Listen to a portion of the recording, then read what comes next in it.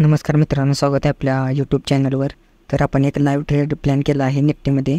तर तुम्हाला लॉजिक सांगतो. या ठिकाणी आपण सेलिंग मारलेला आहे. एक 30 पॉईंटचा आपला स्टॉप लॉस आहे आणि टार्गेट जवळपास एक 50 पॉईंटचा आपण टार्गेट घेणार आहे. तर आपण बघूया कशा पद्धतीनं मार्केट चालते. तर आता लॉजिक सांगतो या ट्रेडचं.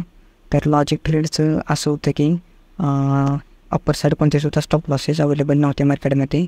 आणि जर बघितलं तर बायर्स या ठिकाणी रेजिस्टन्सच्या ब्रेकआउटला ॲड होत होते आणि आपण या ठिकाणी सेलिंग मारण्याचा प्रयत्न केलेला आहे. आणि खालच्या साईडला बरेच बायर्सचे या ठिकाणी स्टॉप लॉसेस अवेलेबल होते. तर या ठिकाणी बघूया, जरा मार्केट बघितलं तर रिव्हर्सल गेलं आहे. तरी आपला स्टॉप लॉस इथं आहे. टार्गेट एक जवळजवळ 50-60 पॉईंटचा आहे आणि 25-30 पॉईंटचा आपला स्टॉप लॉस असणार आहे.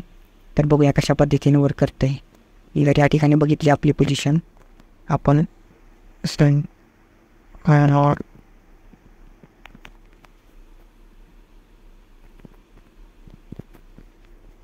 या ठिकाणी तुम्ही बघू शकता जो ट्रेड प्लॅन केलेला आहे.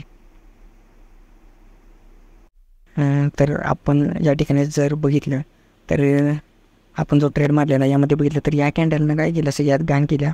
कारण या कॅन्डलनं पूर्ण लिक्विडिटी ग्रॅब मारली खालची आणि मुवमेंट काही कंटिन्यू केलं नाही. तर स्टॉप लॉसेस हंट केलेत. आपण काय असं या वीकमध्ये काय एक्झिट मारलेला नव्हता. त्यामुळं आपण आपली पोझिशन आहे ती जवळपास इथं कॉस्ट टू कॉस्टला काटलेली आहे. आपला प्लॅन असा होता की रिटेलरना रेजिस्टन्सच्या वर बायर्स लोक घुसणार, रिटेलर लोक बाईंग करणार आणि त्या ठिकाणी त्यांचं स्टॉप लॉसेस खालच्या साईडला अवेलेबल होणार. आणि वरच्या साईडला जर बघितलं तर जे सेलरचे सेलिंग मारत होते जे रेजिस्टन्सला, त्यांचे पण स्टॉप लॉस मार्केटनं हंट या ठिकाणी केलेले होते. त्यामुळे अप्पर साईड दुसरे कोणते स्टॉप लॉस अवेलेबल नव्हते आणि खालच्या साईडला बरीच लिक्विडिटी या स्विंगला पडलेली होती. ती मार्केटनं ग्रॅब केली. खरं ग्रॅब करून मार्केट रिव्हर्सल दिलेलं आहे. धन्यवाद. तर त्या ट्रेडमध्ये आपण जवळपास कॉस्ट टू कॉस्टला आपली पोझिशन या ठिकाणी एक्झिट मारलेली आहे.